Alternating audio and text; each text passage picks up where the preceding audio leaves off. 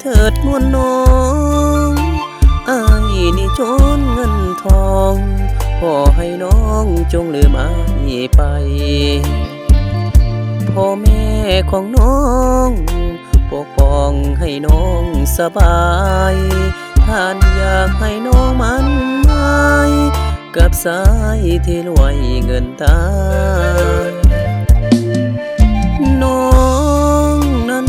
ก็เปรียบดังหงส์วาสนาคงเปรียบกับหงส์บ่ได้ดอกนาเพราะว่า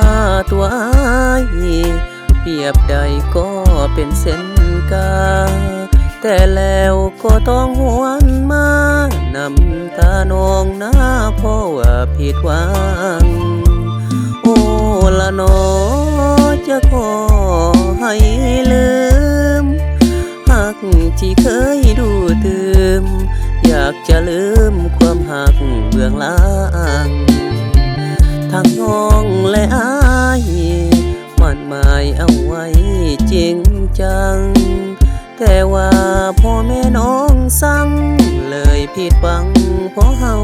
นี่จนขอให้น้องนั้นจงสุขี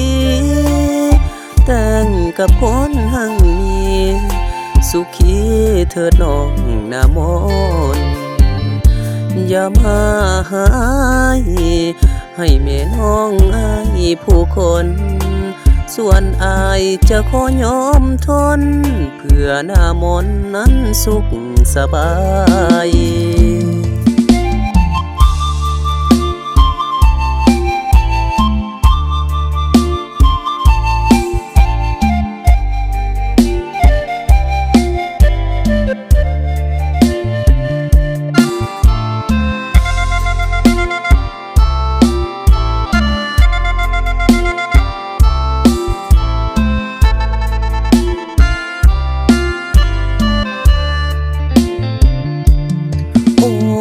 น้ออยากจะขอให้ลืมหักที่เคยดูตื่มอยากจะลืมความหักเบื้องหลังทั้งน้องและอายมันหมายเอาไว้จริงจังแต่ว่าพ่อแม่น้องสั่งเลยผิดหวังเพราะเฮานี่จนขอให้น้องนั้นจงสุขีแต่งกับคนหังนี้สุขีเถิดน้องนามน